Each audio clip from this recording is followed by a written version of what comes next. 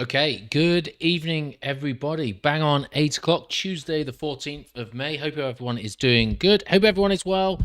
And as always, hope everyone can hear me okay. Hey there, Stuart. Hey, Adam. Thanks for joining us. It's the week before the cuddle, so I'm not going to lie.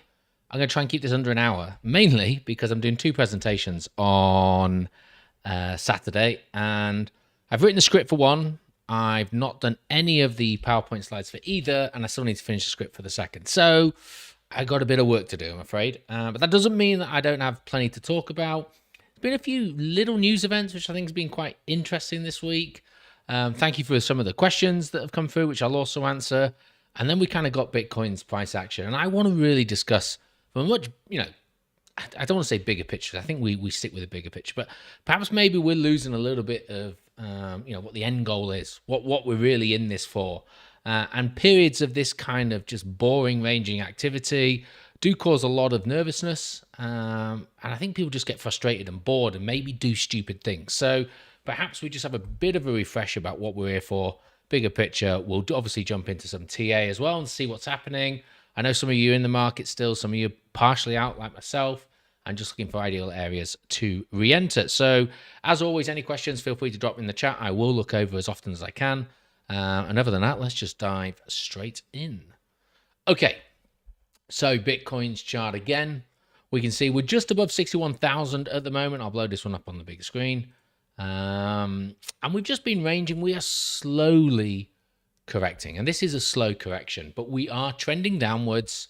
We're potentially in that drop three. We'll have a look at all of that kind of TA a little bit later, but it does seem that we're struggling to make those higher highs. We're in some form of a correction, and rather than a sharp V reversal correction, this one seems to be more like a slow bleed. And this isn't the first time this has happened. It's not even the first time in recent history. So we will have a look at how that impacts a little bit later on.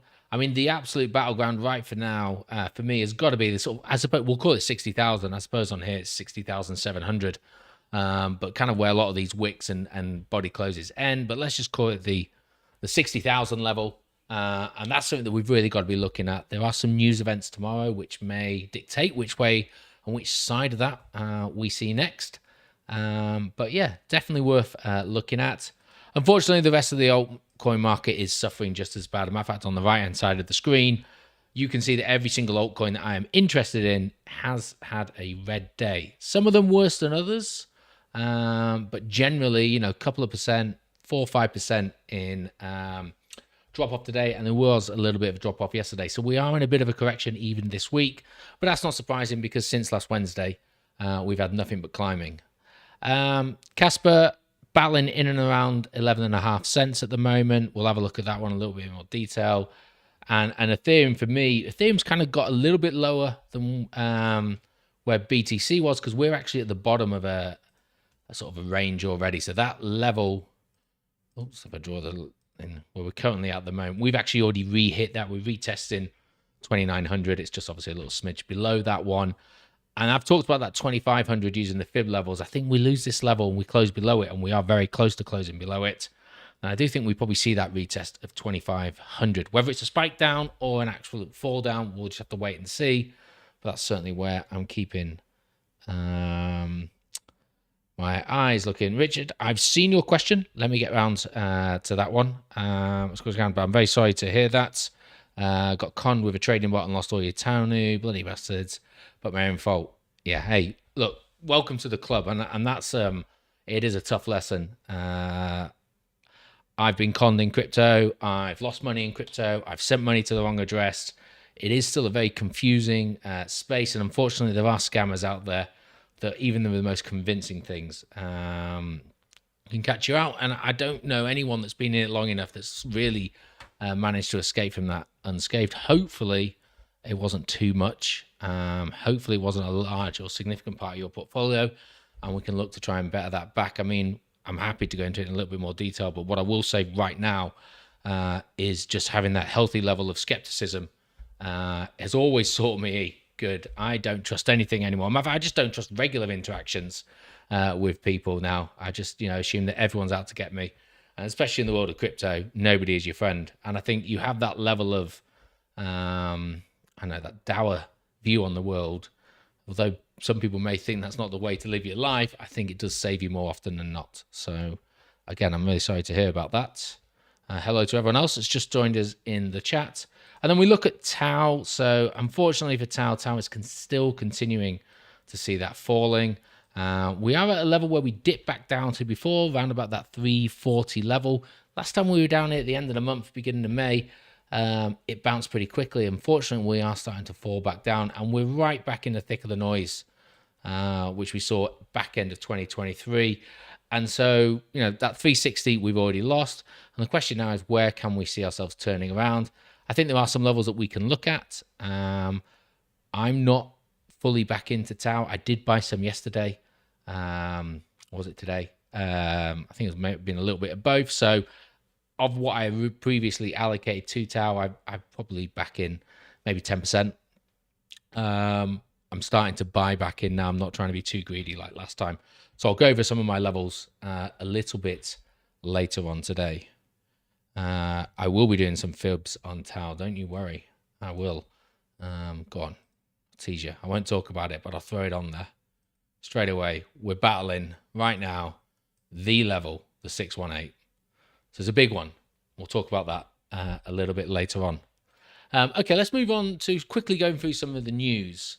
And I want to talk about this one first. So this one's a bit of a crazy one. For any of you that had followed this and you know about Tornado Cash, basically Tornado Cash was a protocol which effectively allowed you, it was a privacy protocol. So I'm going to use the term wash your money, wash your crypto in there. So you send your crypto to Tornado Cash. What they effectively did is they just bundled loads of people's wallets together and then just spat it out. And so people who tried to follow that through the blockchain never actually they saw it go into Tornado Cash, but they never saw it leave, or they couldn't confirm how it left.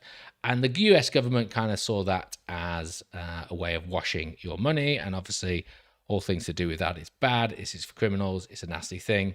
And so unbelievably, the developer, the guy who actually created the code for this, was arrested. And he's just had his court case. And today he has actually been found guilty. And he has been sentenced to, I want to try and find it in here, 5 years and 4 months in prison for allegedly laundering $1.2 billion worth of illicit assets on the platform. Now, as I understand it, he's effectively been charged that, not because he actually undertook that, but he developed the code for which allowed that to happen. So it's crazy that these open protocols in which individuals can provide coding to help them along, and it could have massive repercussions ultimately, because people now might be scared to do that depending on how the law may change in the future. But the fact of the matter is, and as I understand it, and I didn't follow the case, so I might be wrong here, they've not directly said, yes, you were the one that laundered the money.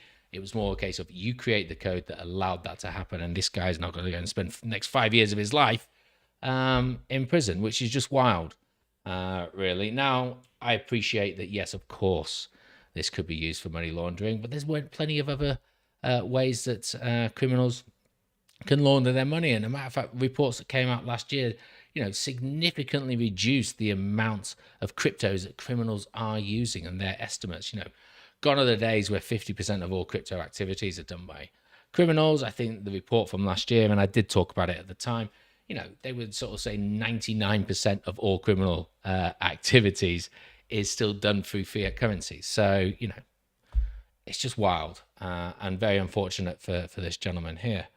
Another kind of crazy the government being anti-crypto was good old Biden. And he's ordered the removal of a Chinese-owned crypto mining firm, and I can't remember what state it's in, Wyoming, there we go, because it is too close to a nuclear missile base.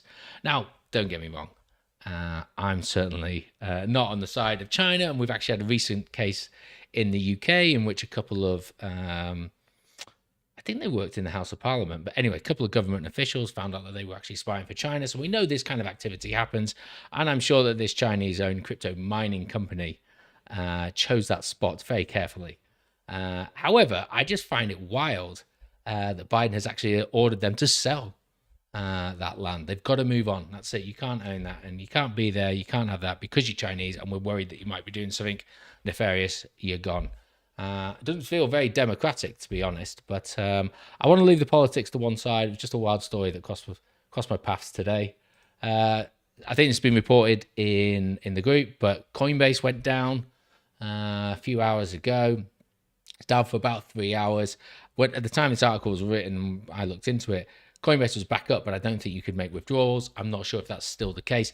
Just another healthy reminder there that while obviously these outages do happen, if you leave your cryptocurrency on an exchange whilst that happens, you can't do anything with it. Not your keys, not your crypto. And we've seen the market fall away a little bit today. We saw it fall away yesterday. Had you wanted to do something with that and you'd left it on Coinbase, you would have been stuck. So just another friendly reminder, these things do happen. I'm not suggesting that Coinbase did it to themselves or anything like that, but just a case of just be careful where it is. If you don't need it on an exchange, leave it off there. Now, I do have some of mine on exchange because I've set buy levels to get back in, but I'm willing to take that risk because it's not my full portfolio. Wall Street. Okay, so today we had the PPI, not the CPI, the PPI, which is the Producer Price Index.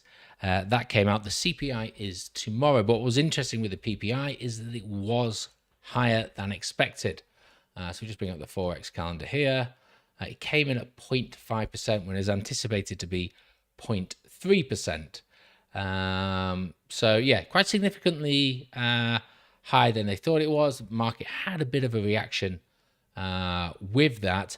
The reason I bring it up is we do have the CPI tomorrow, and whilst these things aren't always intrinsically linked, there is now a greater concern within the market that the CPI is going to come in higher again, which basically means that everything that Chairman Powell has done to curb inflation hasn't really worked. Markets are starting to get inflated again, and we've seen inflation been creeping up for a few months now. Why is that important? Well, it's certainly not going to see a rate cut anytime soon. We may see rate cuts held or potentially even increase. Now, Powell did meet with some European leaders this afternoon, and this article basically goes on to say that the PPI, I was going to call it a result as if it's some sort of competition, but the PPI figure would be unlikely to lead to a rate hike. But he is very careful with his words. If you ever see him in some of these interviews post FOMC, they're kind of dull to listen to until it gets to the direct questions because it's so structured what he's going to say. And I'm sure that this was. But the markets did fall away a little bit. And I think that there is definitely some nervousness around tomorrow. So we don't have an Avengers Call tomorrow. But if you are trading or you are unsure about how to get into the market, 1:30 UK time, 9:30 US time. Is that right? 8:30 US time. Let's just check on there, shall we?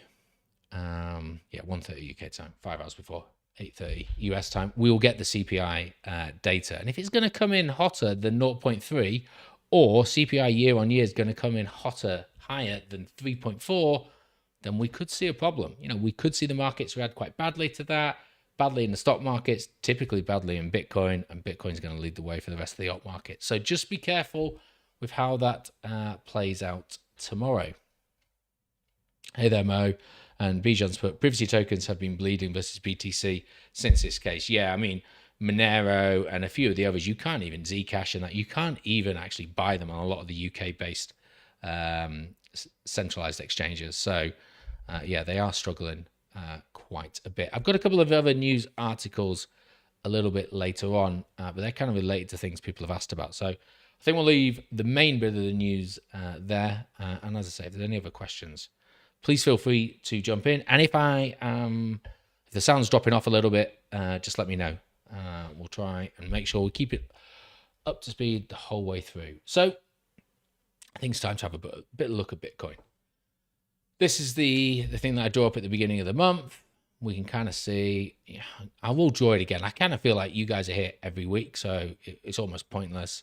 But we've got some sort of a top in end pattern, and then we're into a drop, recover, another drop, and we might be in a consolidation period, or we've peaked and we've started drop 3. We just don't know yet, and unfortunately, we won't know until we break 58,000. If we break 58,000, but Let's get rid of all those now. It's just a bit messy. What we can see from this chart is we are being squeezed. We've been squeezed quite a lot. And I know there's a lot of information on here, so I will talk you through where I'm at. At the moment, I'm just interested in the blue line, which is the 50 EMA. Bear in mind, we're on the daily. Obviously, the red and green bars, which is price action. And then this white line. This trend line's been going back since the beginning of January 23. And it feels to me right now that we really are being squeezed between those. Matter of fact, we have not got above the 50 EMA since the 24th of April. And we've not been above it, really, since the 13th of April. So nearly a month now. And yes, okay, we popped over it for 4 days, but we quickly came back down. And then we've been battling with it for 3 long weeks. Yesterday, why did we turn around, smack back on it? And we've had a bit of an engulfing candle today, still 4.5 hours to go, so anything can happen. But you can kind of see these candles are kind of getting smaller. They're getting squeezed because we've also got this trend line. This trend line we reacted off beautifully last time we saw it. And right now it's kind of sitting around about 59.5 if we were to spike down to it. But that battleground between 63 and 60,000, we've only got a week or two until one thing's going to happen. It's going to have to play out. It's going to have to either go above it or it's going to bust down below it. And that's what we're waiting to see where it goes. Now we look at the boxes, and these are based from high block, and they are areas of liquidation zones. And the new one that I've added just in the orange is something that's kind of been building up on the smaller time frames over the past 2 weeks. And it is a big area. I mean, it's 65 to 70. It's a $5,000 dollar range, and it is getting bigger, brighter, whatever you want to term it, which kind of suggests to me that sentiment is that people are expecting the price to drop. Remember, if these form above price action, that is shorts. This is a liquidation base for shorts. If it's below price action, it's liquidation base for longs, because obviously you can only be liquidated if it goes the wrong way that you are trading. And so people are starting to think that we are going to correct back down.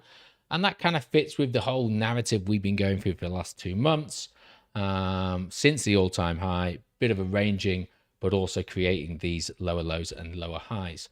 So again, even if we weren't to look at the 50 EMA and my white line, we're getting squeezed between these two areas of interest for the market makers. And this is getting brighter and brighter. And it's one of those ones where, days like tomorrow where we get CPI data, and I'm not saying it will happen tomorrow. That's not one point in that. But they can be days that are incredibly volatile. And what you may see is a spike up, take a little bit out here, and then it moves back down. Or it goes the other way, where it moves down first, reacts off this line, breaks through, takes out a little bit. That kind of level of volatility is synonymous. It's famous with CPI and FOMC days. So just bear that in mind for tomorrow. You could argue that most people are expecting it to be higher than forecast, which means if it comes in at forecast or below forecast, we could see a rally. We could see a nice, quick, sharp movement up. So it's definitely worth keeping an eye on. 1:30 UK time. If you have any trades open, just be careful in and around that. Okay. We'll go down to lower time frames a little bit later on. But what I sort of said that I wanted to talk to you all about was the bigger picture. And I think it is important to have a look at the bigger picture. And I think when I look at my charts, I am my own worst enemy, because I look at the charts on the logarithmic view. And so, this is the weekly chart dating all the way back to the 2018 blow off top. And you know what? Yeah, I know what the price is between it, but just looking at it, it doesn't look like it's too much range between that, because it's on the logarithmic. Let's just throw this, though, onto the linear chart. And it just kind of actually gives you a little bit of perspective of how far we've come. And I think that's important to have, especially when we're talking about that bigger picture, because this 2018 spike here, trust me, if you were in the market at that time, this was the thing that stood out like a dog's dinner. This flat line was as wrinkly as, my hands after a bath. That's a really weird analogy, but I get very pruny hands when I'm in the swimming pool. So yeah, it did, but now it looks smooth as anything because, we've had another bull run and prices obviously massively moved up. There's another reason to have a look at that, because what am I doing here? I don't even know what I'm doing. Wasting my time. That's what I'm doing. Let's go back.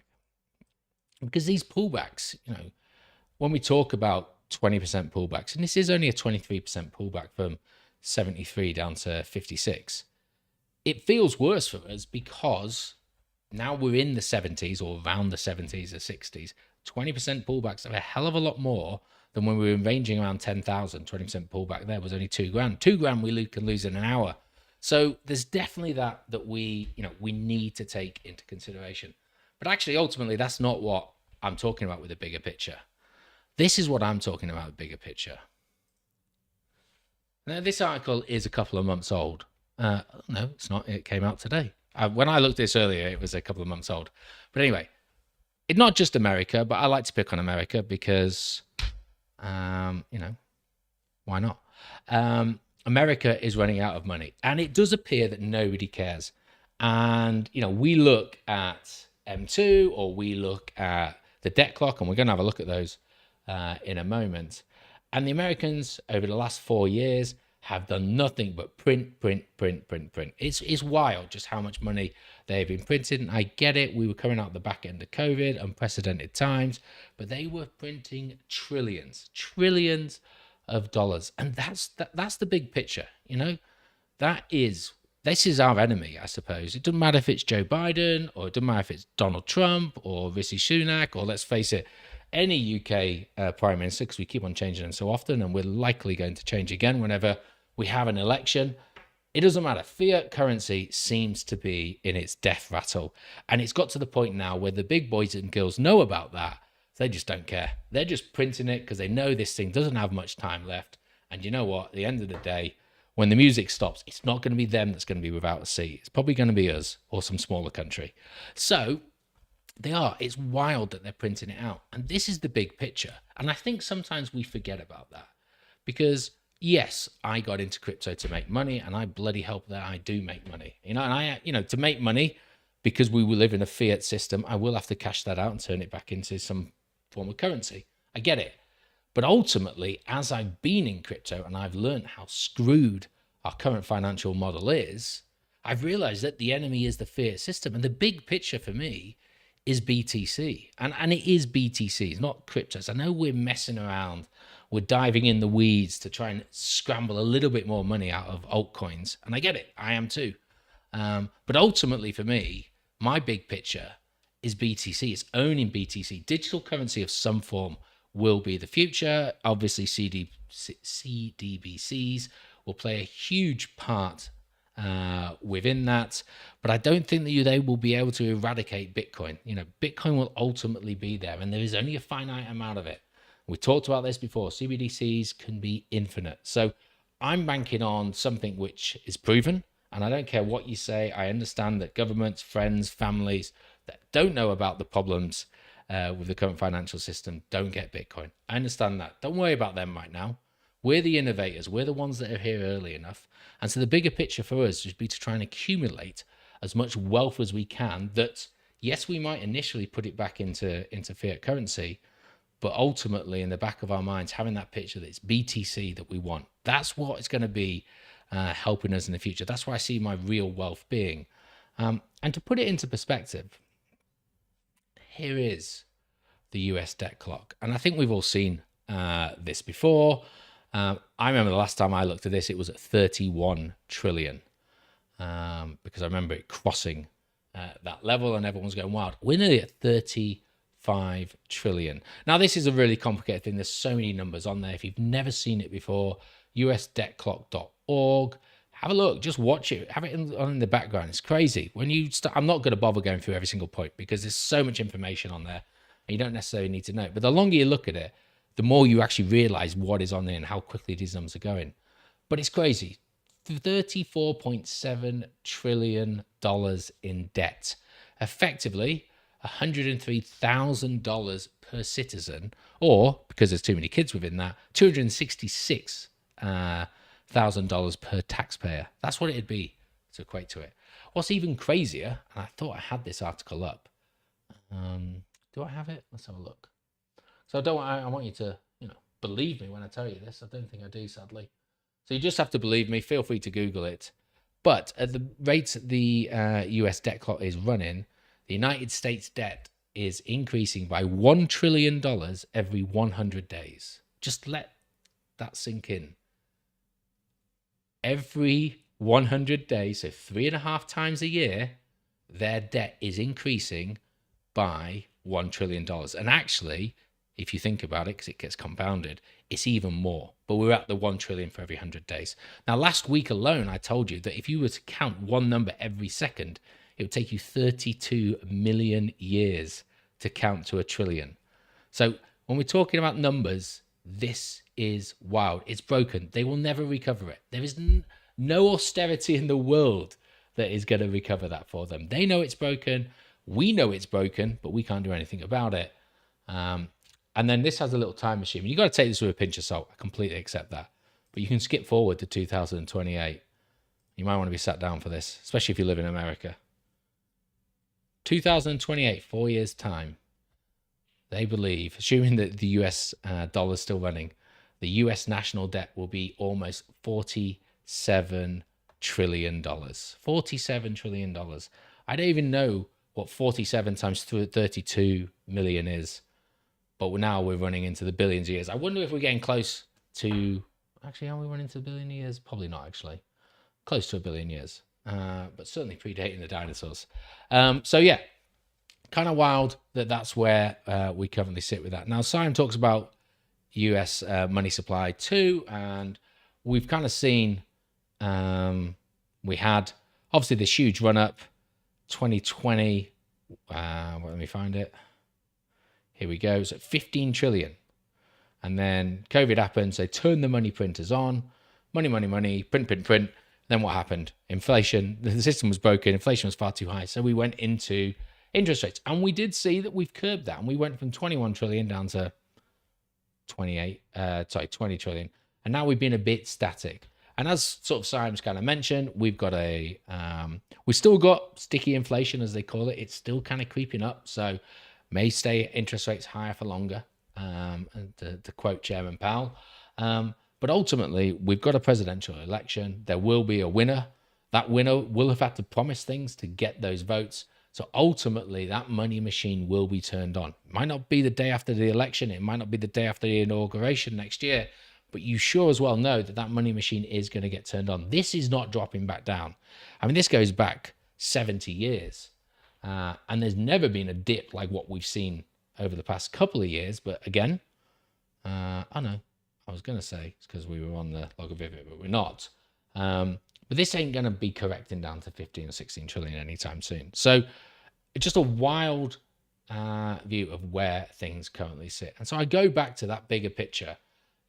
Whilst we're worrying about what the price of Bitcoin currently is at the moment, whilst we nervously wait whether or not we see 50,000 again, or whatever, it doesn't matter in the big picture, much longer picture. I'm talking beyond cycles, my mindset of how that's going to go.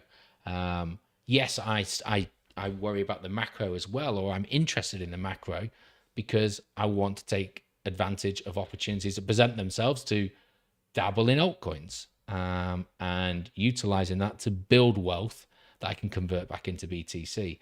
But the bigger picture, and whilst we're all fretting and being a bit nervous and being concerned about where the market's going because, we've got time on our hand, nothing's really happening. So we'll just allow any fancy that comes into our head to actually spew out of our mouths, pretty much like what I do every Tuesday night. We just worry that that's going to be it. But I find just some comfort, at least, in just reminding myself of that bigger picture. And I've had to adapt my exit strategy, which I'm going to talk about on Saturday, but I've already mentioned before. And part of my exit will be to make sure that I have that Bitcoin. About what I do with the business side of things in terms of only buying Bitcoin and I've never sold it, all that kind of stuff. It's all part of just that long-term picture, just trying to think about beyond this cycle and future me looking back and thanking me for doing this, no matter the pain in between. To just make sure that I have that. And when you do that, you kind of realize that, whether we're talking about Bitcoin, whether we're talking about BitTensor, it doesn't matter. It doesn't matter if it's 64,000 or if it's 56,000. Yes, if you've got the opportunity, of course, you're going to want it to be a bit lower, but it's not going to change your exit plan for this strategy. And it shouldn't change how you view the power of Bitcoin or cryptocurrencies, if that's what you want to stay in, for your wealth, generational wealth, whatever you want to call it, wealth for the future. And so, yeah, so that provides me with a little bit. I hope that kind of helps maybe just give you an idea of potentially how to refocus things. For any of you that are sat in quite significant floating losses, or feeling that, that huge altcoin rally we had from October to March, watching your portfolios potentially melt away, and you're concerned that that's the end of it. This isn't the end of the cycle. This is nowhere near the end of the cycle. And this is certainly not the end of my involvement in cryptocurrency, and hopefully yours neither. And so, down here, when it was all doom and gloom at 30,000, or this whole period through 2023, these resets down here where, it just felt like we were going sideways and ranging. We've had enough time now. We've seen 30,000 was a fantastic price to get in. And whether it happens in 12 months time, in 18 months time, in 4 years time, or in 10 years time, 60,000 will be a fantastic price to get in at. And so, yeah. Anyhow, I don't know. What are your views on it? Are you not bothered about BTC? Do you think you'll ever exit into BTC? Are you one cycle and done? That's just my view at the moment where that's going. I think I share the view of the majority of the people. If any of you are like me, you got into crypto to make money quick, you realize you can't really make money quick in crypto. So whilst you've got spare time, you learn about how fragile the current system is, and then you realize that actually digital currency is definitely the way forward. And Bitcoin, it got there first, it's proven itself. I've not even mentioned institutional investment and interest within that. We know this thing is of interest. It's going to be around for a long time. So yeah, that's where I'm at with that. All right, quick swig of water, and then we'll jump into some questions. Trying that cool because I just got and splashed myself in the eye. There we go. Okay, Alex's has just popped up, so thank you, Alex. I will bumble my way through that one in a moment. So Chris has asked a couple. Chris, I'm going to go for your charts, or chats as you've called them, a little bit later on, but I do want to talk about GME, about GameStop, about AMC, about Wall Street Bets. Now, if you have not been looking in Discord, if you've not looked at the chart, this one may have slipped you by. But Roaring Kitty, a guy called Keith Gill, came back onto X after quite a break from it. And I'll explain who he is in a moment, and started talking about GameStop again. Everyone got excited. The likes of Andrew Tate got excited, started talking about GameStop, and suddenly it's had another very expensive short squeeze. I think in the first hour of trading yesterday, $1 billion was lost on this one stock. I think they had to suspend trading a couple of times yesterday. But this was the story for 2021, end of 2020, beginning of 2021. And if you have time, if you're that way inclined, there's a fantastic book written by Ben Mesricht, who talked about the antisocial network. He's done loads of other really good books like The Accidental Billionaires, which is about, God, why can't I think of their name at the moment? The twins from the Facebook movie. Gemini, I can't remember their names. Just slipped my mind. The Rowers. Anyway, great story there. He also did the Facebook story, which was turned into a film. But this, the antisocial network, is all about GameStop. It gives you a really good insight into it. And if you can't be bothered with that, there's a brilliant Netflix documentary on it called Eat the Rich, the GameStop saga. It's 3 episodes long. It's only about a couple of hours. It's really interesting to go through, familiarize yourself with that. The whole GameStop thing passed me by as it happened. I was aware of it. I will say I wasn't aware of how big it was because I was a bit too carried away with crypto. End of 2020, beginning of 2021, crypto was flying. I didn't have time to look at anything else, but a lot of people made a lot of big money, including this guy, Keith Gill. And Roaring Kitty, as he's known as, I'm hoping there's a picture of him down here. He's wild. He's like just a mild-mannered individual that back in 2020, 2021, he saw value in GameStop. He's, the whole industry was dying. A lot of computer games were moving to online releases, downloadable, whereas he saw it as nostalgic, bricks and mortar, and he just started buying it. and every single professional investor, and there were some really big companies that were really trying to short the shit out of this, for want of a better term. And he just, I don't know, he went viral and he gained an incredible amount of followers, and people started fighting, I suppose, this. And this whole Wall Street Bets, which is a Reddit page, it really took over. And just everyday people, nurses or doctors or pilots or whatever, garbage men. I don't want to say garbage men as if I'm American, binmen or whatever, were just deciding that they were, going to invest small amounts into GameStop. And they really managed to change the dynamic of this stock. And instead of it crashing down to zero, and I will get a chart in a second, it absolutely skyrocketed. I remember how high it went. I want to say it got to like, from like $4 up to $300, but maybe I was imagining it. It's like 150. But we'll have a look soon enough. But this, it really caught on. I mean, massively caught on. And you imagine all those stimulus checks that were just being handed out at the beginning of 2021, all people doing it. If they weren't putting it in Bitcoin, they were putting it on GameStop. Now, for people like Keith, it ended very well. I don't think he particularly sold too much. He did make some sales, but I don't think he sold it all. I didn't follow it fully. But a lot of people, unfortunately, bought the hype, bought at the top, market corrected. And so they were left in a lot of problems. Likes of Robinhood, they changed their terms and conditions where you could no longer buy GameStop. You could only sell it.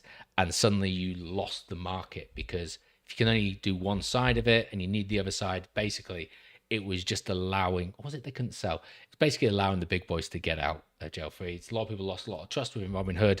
Everyone gets investigated. Really good documentary, really good book. Go and watch it. Why am I talking about Winklevoss? Thank you very much, Greg. Why am I talking about it? Because he suddenly started talking about GameStop again. Let's get the chart up now. So here we are. Well, let's show you the history of where it was. So anyone want to guess when Wall Street Bets suddenly got interested in it? So Keith, I think Keith, to be fair to him, I mean, he had to go to, hearings and all sorts, but he'd been buying throughout this entire period, and a lot as well, like tens of thousands, hundreds of thousands of dollars worth, which was just, people just thought this was wild because it was just been bleeding for so long. It was just an utterly stupid mistake to do it, but he saw value in it. Doesn't matter. I'll zoom back in. And then it just flew. It says here it got to 120. Okay. So, from like 80 cents to 120, that's nothing in crypto. But yeah, massively flew up there. You can kind of see everyone was super excited. I guarantee you, if I did do a talk on this one, I promise you, but if we found out the date, this wick, this will be the date that Robinhood changed their terms and conditions. I know it. It came back down, bounced around a bit, and then over the past few years when Wall Street Bets and everyone's forgotten about it, it's just fallen away. It's bled away to $9. And everyone's got excited again. Go back onto the daily now. And it's been talked about. And so yesterday, Keith got on, and we saw from Friday to, maybe he got on the weekend, we jumped up from 17 to 26. So it peaked up to 40 and then closed yesterday at 30. And then today on opening, it's actually opened. To me, this candle's wrong. It should be red. I understand why it's green, but it actually opened at 65 and it's fallen away. It fell down as low as 36. Mother market has been paid because we've closed the gap. The 2 wicks have aligned. The gap is closed. It can now continue up in its trajectory and it's climbing up. So it's green because it's higher than where it closed yesterday. But to me, it's fallen. Anyway, so it's currently at 46 and it's not the only one. AMC, because that was also very carefully linked, or not carefully, but it was linked again. Failing business during the pandemic, cinemas, outdated, everything was just getting digital releases, old theaters, large areas. Reddit decided they were going to prove the short sellers wrong, and they've got behind it. And again, we've seen some monumental rises in this one. Now, old Keith might have to be a bit careful that he ain't going to get investigated again, because I don't know what he's saying. I don't follow him, but yeah, AMC has increased 300% in the last couple of days, which is wild. Why is that important? Going back to Chris's comment here, thoughts on meme coin, because 2021, when this happened, that's when memes kicked off. That's when Dogecoin kicked off. Now, Doge has its own reason for kicking off. I get it. Let's get Doge. Is that going to be the right one? No, it's not. Let's just get. There we go. But again, look. Beginning of 2021, everyone gets their stimmy checks. Wall Street Bets is killing it on Reddit. We're sticking it to the man, and everyone's like, I like that, but I want mine absolutely, to another level. And so they just threw in there, and Doge went from, 3 decimal places to 70 odd cents or whatever it was. Wild rally within that. But that's exactly what happened, and I'm not going to bother. You can have a look at some of the other meme coins that were around at that stage, Sheeb and that, but they all did just as well. And we're seeing actually that meme coins are kicking off again. And we look at the meme coin charts. I mean, look, GameStop is up 2,500% over the last 7 days. And this hasn't just been created. It is a Solana-based. I think it's a Solana-based. Yeah, it is. A Solana-based meme, but it's been around for, I don't know, best parts of 3 or 4 months. And look at this, it was at 4 decimal places, and now it's at 1 cent. It was almost got to 2 cents at one stage in the last couple of days. Just a monumental rise there. We've seen the likes of MAGA. Okay, that's done well. Pepe had done well. I mean, Pepe has corrected. Pepe was quite far up here before. But we have seen that the meme coins have started to rally. So is history actually repeating itself? I suppose is the question.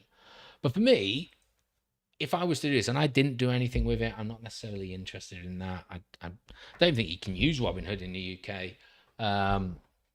But my problem is that going into GME and even AMC, I think it's a risk at the moment. It's overhyped. And yeah, okay. We all said that in 2021 when it was at $40 and it went to 120. I get it. But the reality is that people are aware of that now. And so, markets can be suspended. They can be closed. And if you're the wrong side of it, and if any of you guys remember the 2020 oil that we were all in, that was painful when they closed the markets, because by the time they reopened the markets, all our positions had been wiped. So for me, whilst it is fun to watch, if I was to say I need to do this, I have to do it, I'd rather put it into a meme coin, because I know, yeah, okay, it can rug. Of course it can. But ultimately, I know someone can't stop the market as per se. And okay, yeah, there's a good chance that it's not going to make any money. But at least I actually own the tokens. And if it does hit, then I've got something to work with there. So I can see why people have got excited about meme coins. I'm not sure it's going to last. As we can see, some of these figures are starting to already come down. But hey, if you're in it and you're doing it, good luck to you. I really, let's stick it to them one more time. I hope it does work that way. Okay.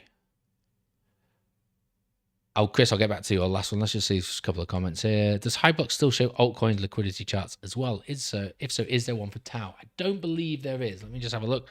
I'm just doing it on a different screen just in case I put the password in, which I don't think I do. So I think it's just ETH. Oh no, it does a few. Does it do Tau? No, it doesn't. Does it do CAS? It does do CAS. It's interesting. Okay, so look. So this is the CAS. 6 months is probably a bit too. 3 months is probably a bit too much. Let's do a month. It's not enough data. Okay, so interesting. There's a lot of longs, 10 cents, but 9 cents is a really big area down there. I think that's fairly safe for the moment. And what I'd say is not many people are placing shorts. Or certainly are not shorting it because it's just not building up. These purples are like clear spaces. I don't know how good the order books are, so but have a mess around with it. If you use Kingfisher, which I think is free, I don't know if they do other tokens, but certainly check it out. If it's new, I don't know how much you want to trust it, or if it's on a small exchange. Remember, it's got to be derivatives, perps trading, whatever that we're looking at. So just spot trading is not really going to count. But yeah. Okay, right. Alex, found a small amount of Argo mining stock in my ISA from the last bull run. Worth selling a fallen ship or hodl? So let's have a look at mining stocks. Be careful what I say here, obviously. Argo is not on my list, I don't think.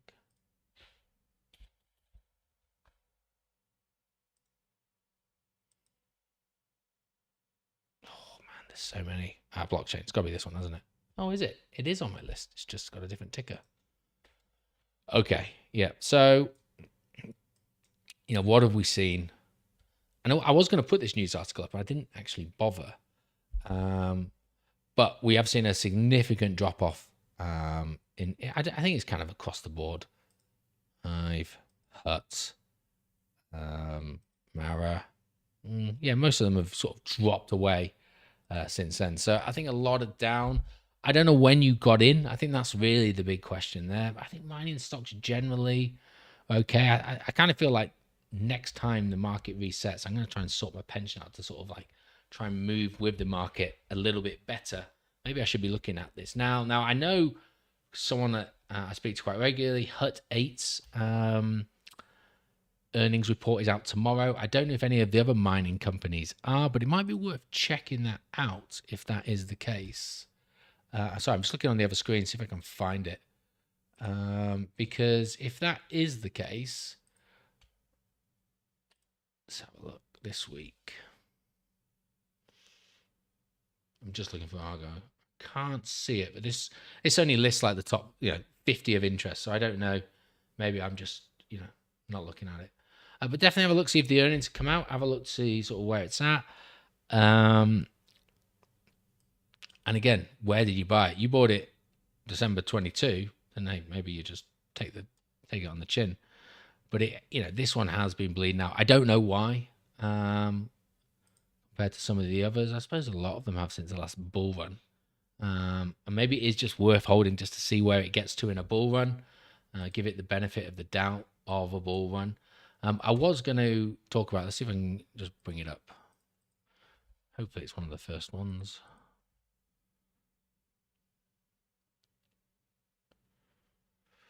Sorry, I'm just skimming through this. Here we go. Bitcoin hash rate dips as miners turn off unprofitable ASICs post-halving. So obviously we do have the post-halving. There could be. I mean, I haven't read this article. I just saw the headline. But maybe that's something you want to have a look into as well and just see, well, where is the hash rate? What does that actually mean? What about the equipment that they're using? Is it now out of date? I just don't know enough about the actual mining companies to be able to answer that for you. But there'd be some of the things that I'd be looking at to try and make an informed decision on that one. Okay, Chris, we'll get around to yours now because we will go into having a look at some charting. Let's just get the comments up because I don't think I got there. Winklevoss, thank you. Regarding exit strategies, Harry, I guess it depends a lot on how old you are, whether it's just in crypto for this cycle. Of course, yes. But I like to think, I mean, trust me, 7 years in crypto has aged me a lot, and I do look forward. I think a few of us probably will to a trip to Turkey to try and replace some of that hair that I've obviously lost doing it.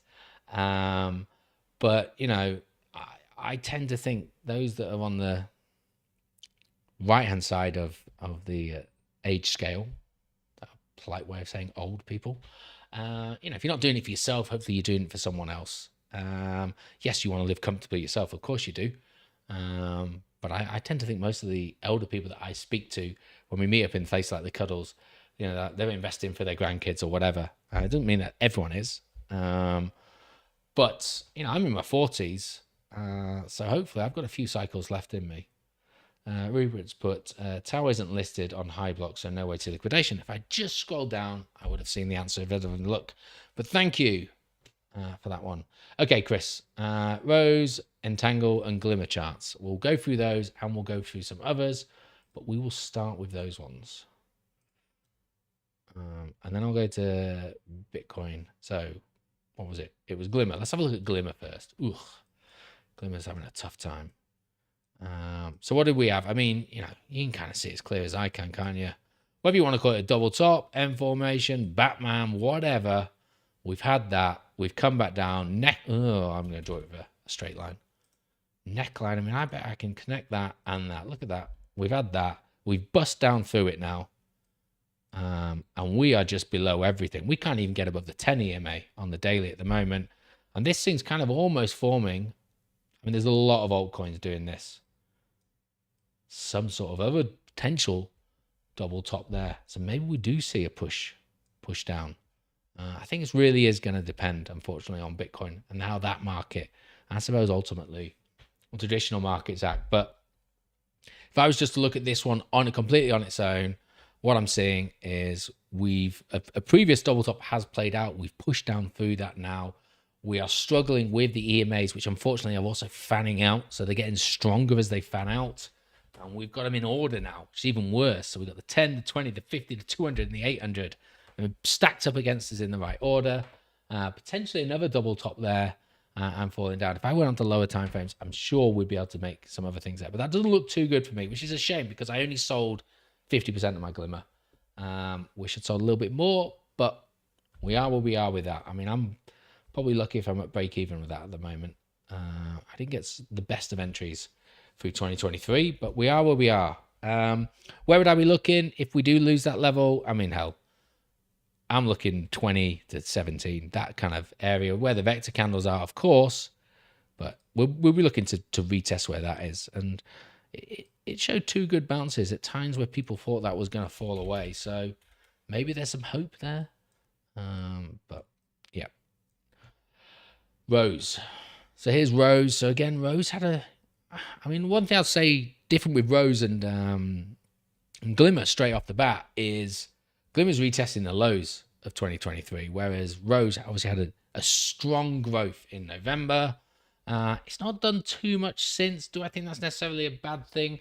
I mean, from a TA point of view, okay, yeah, we've fallen quite a far, but we've had that meteoric rise, pull back, continued up. We're now in just a stage of drops. And I think the thing that really hurt us was obviously beginning of April, right the way down, and we retested. Why have I drawn that line? Let's put it on the weekly.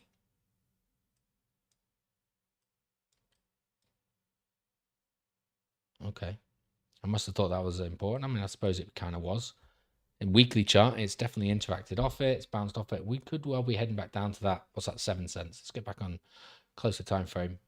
But can you see, very similar pattern forming over the same time period.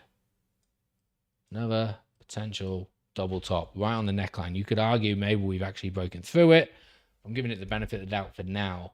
But EMA's fanning out. The only, there is a bit of mixture because the 200 and the 800 are still below the 50, but price action right now is way below the 10. And yes, we have peaked up to the 20 a couple of times, but we've been swiped back down each time. So again, not looking particularly too comfortable. I didn't do it for Glimmer, so I apologize there. But if I were to throw a fib on, we'll have to take this one for now. Okay, so we've lost the 0.05. So the 618 does really feel like that's the next place we're going to go, which is going to intersect nicely with this white line. So around just over 7 cents. I think that for me is certainly where I'd be looking. We've got a nice, on the way up, nice bit of action there. I suppose there's a little bit there as well. So potentially some price history, localized price history of the last 4 months or so might also provide some impetus to bounce. But they're the areas I'd be looking at. And then Entangle. Oh, I'm not going to lie. NGL. Not going to lie. This is a classic launch. And your boy here, unfortunately, fell for it a little bit. I'll be honest. I'm going to go on the 4 hour just so we can see more candles. But so this thing launched. I was pretty excited. I mean, from a fundamental point of view, I like Entangle. And this is not the time to sit around and talk about it. But I got in. I didn't get pre-sale, so I got in day of launch, and I got it 127, something like that. So it's like this wick here, I think. And then I bought a couple of times on the way up. And I even think I might have got here. And then price action came back down, and so I sold. And I got out of break even from this, but those two there cost me. And since then, it's looked like any other pre-sale launch, hasn't it? You can go through any asset. Shoots up, everyone gets excited behind it.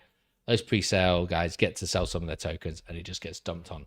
And this thing has fallen hard. I mean, at one stage we were at nearly $3, and today we went sub 50 cents. So for me, I'm just not touching it. I don't know how far it's going to go. I actually meant to look into the vesting periods for it, but I got out before I did that. So it's just, again, falling away. We're spread out now with the indicators. I know it's on the 4 hour, but again, that 10 and 20 are really batting it off. And every so often we get to the 50, it just gets knocked back. So I'm glad I got out and took the hit, because had I held on to this, I'd been bleeding bad, really bad. So if you're not in it, I'd hold off. If you're already in it, I mean, you've got a choice to make. This doesn't look like it's turning around anytime soon. And the way the rest of the altcoin markets are looking, you could argue that potentially it's got further falling to go. So it's just, whether you can view it as, I'm just going to hold it. Those of you that did get in at pre-sale, I think got it for around about 2 cents. So they're still up. But you need to check that vesting schedule. When do they get to start selling those? If it's in 3 months, we've already done a month. So, we might see that just get bled away. So I'd definitely be checking those out. Just trying to make sure where you sit with that. Hopefully those ones help. If the ETF application gets rejected, isn't that bad for every major alt there? Historically, ETH bullishness has led to the market. So I think most people are, in my opinion, I think most people are kind of aware that Ethereum ETFs are not going to get approved. I've said it for a while. Someone put it in chat just before we went live, but I'll just reiterate the points in case nobody went on and looked at it. For me, there's been, you think back to December, January, the level of engagement with the SEC with the applicants. They were meeting with them, they were talking with them.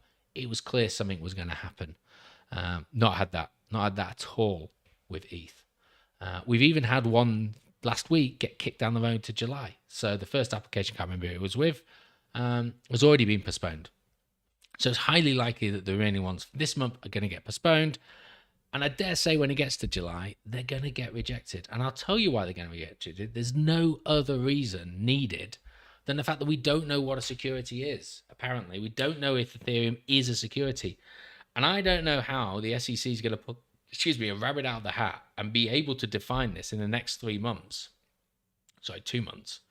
when they haven't even been able to do that for the last 2, 3, 4 years that they've been throwing cases at people. So until that's sorted, in my opinion, you will not see an Ethereum ETF. Matter of fact, you've got more chance of seeing a Polkadot ETF than you have of most other altcoins. And the only reason I say that is there's anecdotal evidence to suggest that the SEC has already come out and suggested that this isn't a security, it's a software. Does that mean I think there's a Polkadot ETF on the horizon? Absolutely not. Don't get those two things confused. I was using it just for a point.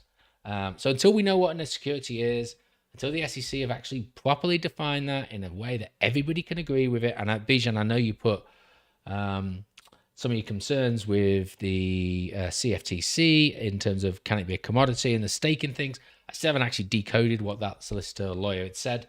But just going off what you had put, if staking is something that upsets them, then even Polkadot won't make that because that's got a staking mechanism within it. But ultimately, if that's the case and that's what they get to sting Ethereum with, then, that is going to be a problem. So do I think that them getting rejected over the next 2, 3, 4, 6 months would necessarily nuke the market? Depends. I'm sorry to be a politician about that. If we get that news when Bitcoin's back recovering and things are generally trending in an upwards direction, I don't think anyone's going to care. I think it was written on the wall. People knew it was happening. People will argue it was priced in, and we'll just continue climbing. If, however, we're in a bit of a downward trajectory still, and there's still a bit of fear in the market, I think that rejection could hurt. But I don't think it will hurt for long. I think most people know this is on the wall. I think most people know it's going to get rejected. And so, whilst I don't want to say that it's priced in, what we can see is that it's had a fairly decent fall, much further fall than Bitcoin's had. This has fallen 30%, whereas Bitcoin's fallen 23%. And remember, this turned around right at, I can't remember what the fancy name they called it, but did turn around at when they did the upgrade. God, I wish I could remember its name.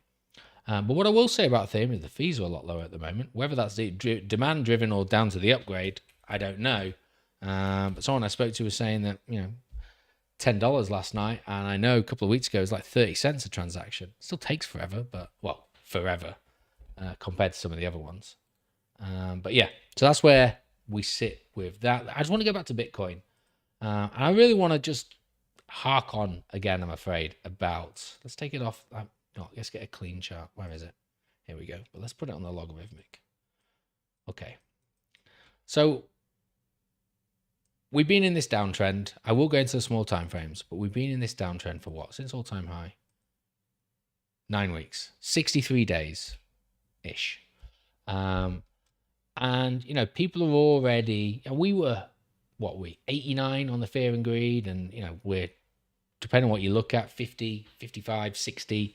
So we're definitely more fearful than we were. But I do feel that there's a sentiment at the moment that, you know, there's something wrong and, you know, we could be in for a bit of pain. And I just want to just put into context, you know, what does this look like? What happened last May? We talked about it. Sell in May, go away. What happened? Look at it. It's almost symmetrical. Okay? We've had some sort of falling compression. How long did this one last for, though? I mean, it's 12 weeks there, but if I was to take it from the green bar, 9 weeks, 63 days again. So, you know, we're seeing some form of history playing out of itself. And I feel that this is what there's going to be. I can't guarantee that 56,000 is the bottom. Obviously, I can't. But this is not the first time this has ever happened. This does not mean that the bull market is over. We may just have a long period. We may have 20 weeks or so of us just ranging. And that's exactly what this feels like right now. It just hurts more because we're not talking about 26,000 to 30,000. We're talking about 74,000 to 50,000. It feels a lot more, but it's exactly the same in terms of percentage. And this is where I feel we're at. And it's not a problem. Yes, we may be getting bored because it's happening. And our mindset may be getting bored. And maybe fear is also causing us to look at it. But for us right now, whether you're fully in the market or you've got money to go, you know, don't let your now greed thinking that we're going to go all the way down here rob you of an opportunity to get in. You know, people when we were down here were thinking we'll go back to 20k. I think I was probably one of them as well. So, you know, we may just see ourselves doing this and then we go. And that's fine. You know, after such a strong rally up there, I want a cool off period. The longer we cool off, the less likely that left leaning blow off top cycle is. You know, things were going too high too fast and it was making me nervous. I get 4 months of chilling out here. Perfect. You know, we go back to you know, 2020, you know, May to October, another sort of 4 months, 5 months of just chilling out. I know. We recovered from the depths of the pandemic, but that was an uber black swan. Not the pandemic as well, just the shutdown, global shutdown of everything. Really screwed things up. And once we got out of that, so let's just move it to the right a little bit. You know, 20 weeks. I'm just chilling, ranging, a bit of falling, climbing up, bit more falling, climbing up, bit of falling, climbing up, bit more falling, climbing up, bit of falling, maybe a bit of climbing up, bit of falling, climbing back up. So this has happened before. These corrections, these consolidation periods within Bitcoin, they're going to happen. Don't worry about it too much. Bitcoin's not dead. The cycle isn't over, don't think. We just got to, you know, relax. And I think we're good at it generally as a group. I don't think we're amazing, but I think we're good. Right, let's get rid of those. Let's go on to some smaller time frames. Back on this chart here. So again, with the 4 hour, I mean, we're 4 hour and the 1 day. Obviously, they tell the same picture, but I don't think there's really any even micro patterns within that. Whether you want to sort of try and find some sort of top here that, yeah, okay, I accept it did break through a little bit, but suddenly we corrected. It does seem to, this trend line here is garnering more and more strength in terms of, you know, magneticism and then repulsion from that. And then from the bottom, I'm still at the moment in two minds whether to just draw it flat. I think probably flat works a little bit better there. But, you know, if you were to throw that onto the week, if we were just to look at it on this chart, on the weekly, and I appreciate it's the weekly, so it's not going to be the cleanest. There is some form of falling compression there. And we're at the apex of this thing. So I think 4-hour potentially suggests, if I can go back onto it, we might got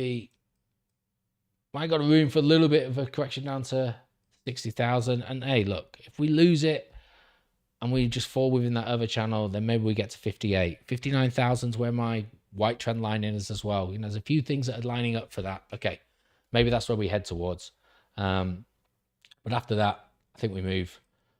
We see sort of a move back up. I would prefer us to get up to 72 and bounce again. I want us to stay in this range. Fine if it's selling may go away. We have the summer off.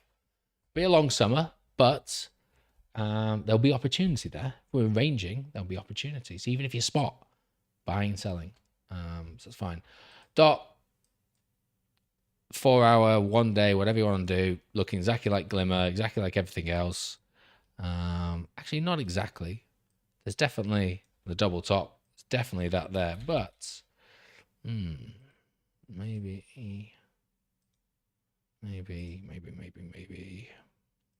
See, I'm cherry picking here, aren't I? I'm doing wicks and bodies. I was trying to see if there's some sort of compression. Maybe there isn't. But we are below a lot of EMAs again. And so, if the market goes south, that's where I'm looking. And I'm kind of looking at this area here, maybe at 550, which is good because I actually did sell all my stake dots, if you remember. And I sold it, what feels like 10, 12 days ago, and it rallied up. But we finally get back down to the price that I sold it at. That's not what I wanted. I wanted the fib level. I'm going to get to Tau after this, and then perhaps I think we're probably done. But yeah, I mean, that's 618, 565.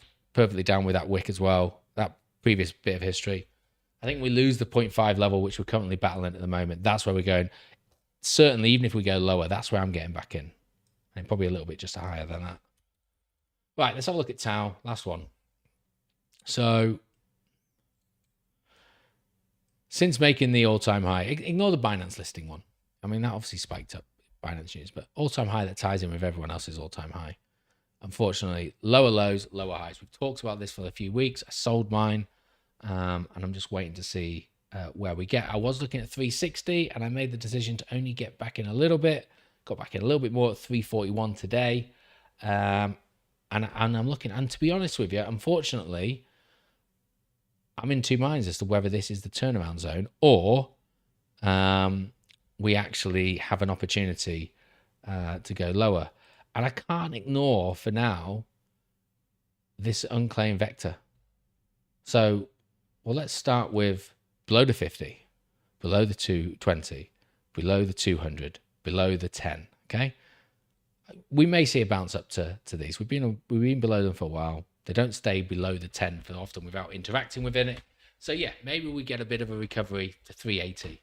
We break that one, I get excited. We break 410, I'll probably cut my losses and I say cut my losses, I'd still be able to buy back in at less than what I got out at. But that's where I'm looking at 410. This one, if we start closing above that and building, I might look to buy, and then I may even then just sell how it reacts on that. But until then, this one here is looking appealing. And let's just take the halfway line at 290. 290, it sounded like a pipe dream at 700, but I don't think we can rule that out. I think you're foolish to rule that out. And for those of you who are just stuck with it, you're happy, you're staking, don't worry about it. It's not going to stay down here for long. Not a bad project. It's not the end of the project. But TA kind of suggests that it's leaning that way, and we throw a few more things within that. Let's try and get my level. Down at the bottom, up to the top. I mean, I'm going to try and take it on a smaller time frame. Oh, that's from down there. Apologies. We've been doing it from here before, haven't we? So, we're battling the 618 right now, which is why I decided to buy back at 341. I thought 618, golden one, same price hike there. I'll buy some more. And okay, we are currently above it. So perfect, that's fine. So the interaction really is maybe we get back to 400. Where will these meet? Back with the 0.15, the 0.5 and the fib, and we react back down. Lower low. We've definitely got the lower low in. It's just whether or not now we form another lower high. Keep the trend going. But we lose that. And look at this one, the 786, which I'm not saying is the strongest one, but it's there. right at the bottom of that vector candle at 280. So going for the halfway mark at 290 doesn't seem like a bad level again to get back in. And I dare say the absolute doomsday, and I don't want to rule it out yet because, hey, we've been talking about this falling since 600 and we're already down at 340. Can't rule out 215. But yeah, that's where we'd be looking. And the reason I say that is, let me just redraw this one from the bottom to the top. So that's what I was drawing last time when I was waiting for 170 and we never quite got there. Actually, it's 250. Sorry, I got my 15 and 50s the wrong way around. Okay, 250. So 215, doomsday down there, but the 250, yeah, potentially it's still one to play there with 382. I mean, we start going below some of these other ones, then it really is a bit of doomsday. I've not listened to those interviews that Simon said to check out, so I'm not really too sure about the FUD. I was away this weekend. But people talking about FUD and validators selling, they're going to sell, you know.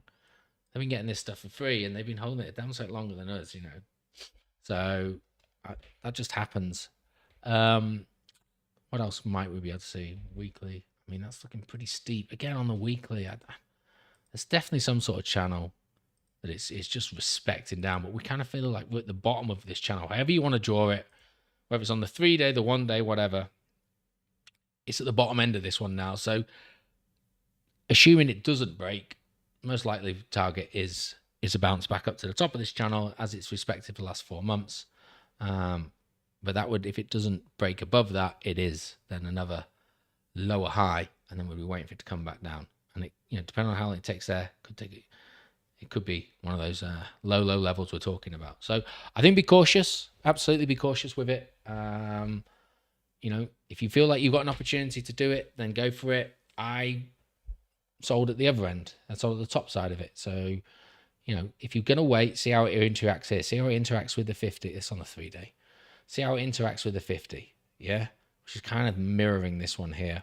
If you get a clean rejection from that and you feel there's an opportunity, it's all about risk to reward at the moment because we're not sidestepping because we're in a bear market. We're sidestepping to try and increase our token supply. So you don't need to catch the very top and the very bottom. Just wait to see how it reacts and then maybe take some action there. Someone's asked if we can go for it with near.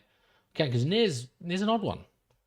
Near actually is defying the market a little bit. I would have said render is, but render's had a 10% pullback today. But again, render's looking pretty clean. Nice double bottom there, reaction from it. It's just pulling back down to some of the AMAs. You'd be happy with that.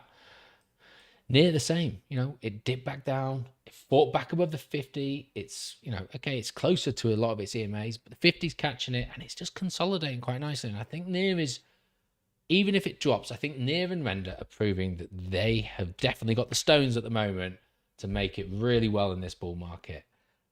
Just the structure that it's going through at the moment, ignore the fundamentals side of things.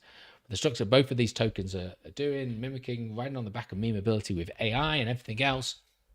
I think this has really shown us some progress. So I'm quite happy with how Near's looking. Obviously, I'm happy because it's my largest pot at the moment. But right now, that is looking pretty strong.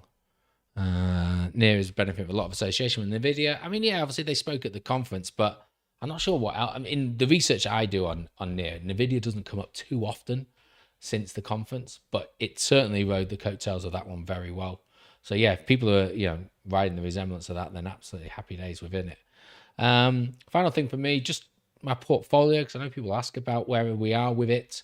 So just where it currently sits right now. So Near's the big one at 31%. USDC, because of the couple of side steps I've done, is now at 24. So that's the second biggest holding. DOT's at 20. TAO's at 10. BTC's at 5.2 just from the personal side of thing. The business is still 100% BTC. Rose, Render, and Glimmer. That's it. Actually, so I sold my TAO. Sold my TAO new. I'm sorry, I've been talking about it for a while. I know there's a lot of people in the group that really hope for good things from this. This thing is not looking good. I know this is just the Mexi chart, but this is looking bad. I'm sorry to have to break it to people. It's my own personal opinion. I decided to get out. Thankfully, although I took a loss on that entry, I was still up overall. Definitely not by as much as what I would have wanted to be, but I'm just not interested in it. Maybe I buy a little bit back when the market picks up, just so I can ride it up. But right now, this just doesn't feel like something you want to be holding on to. It's dropping, 16% in a day. Still, it's having huge, consistent drops all the time. We go on deck screen. We have a look at it if we can. So we can have a look at least with the history of it. And I appreciate where people in the group think what it can do, and that's fine. But if it's holding a decent amount of your portfolio hostage for the next few years, are you really happy with the fundamentals of it? Because the TA ain't looking good, and the fundamentals, I mean, we're talking about the last 2 days, meme coins have really rallied, and this one's dumped. So just bear that one in mind. But yeah, we're getting back in some pretty bad levels, unfortunately. I'm trying to just clear all this up. And I got in at like 0.002 and we're at 0.006. And yeah, okay, there's a bit of price action in and around it, but these are still pretty big candles at the time. So this was RT getting in. This was us before it got really popular. And so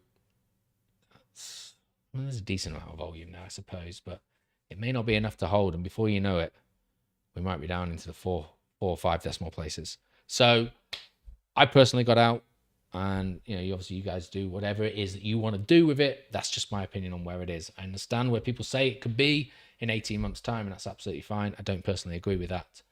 I feel memes have their day. A couple of the memes that I've been in, I'm having to put it on this screen because the names are not PC. But I can't even remember my password to look at them. I got in some Solana memes. There was a pun on Jeff Bezos. I'll let you work that one out. Pun on Camilla Harris. I'll let you work that one out. And like a meme mafia and a gangster one, and a few others. They don't even have prices anymore. They had prices, they've gone. They just had their time in the sun. And that's a lot of them are like. And that's what meme coins are like. It's very hard to get long-lasting traction. So imagine if RT hadn't got involved. What would this have looked like? So that's it. That's all I'm going to say on that. I think that's probably it for me. Hopefully I've spoken for long enough. We've got the cuddle. For those of you that are coming on Saturday, I can't wait to meet you all, see you all, chat to you all. I can't stay Saturday night because I'm due up in Scotland on Sunday. So it's a hell of a drive. But I will be there Friday night. So if anyone is there Friday night, wants to have a chat, catch up, whatever, just send me a DM or what have you. More than happy to not practice my presentations and just chat with people in the bar. So yeah, please do. For everyone else, thanks for tuning in. Well, even for those that are coming on Saturday, thanks for tuning in. I assume there's a trading pub on Thursday at 2 p.m. So we'll be there for that. And all the rest to do is just say enjoy the rest of your evening, everybody. And yeah, speak to you all soon. Cheers now.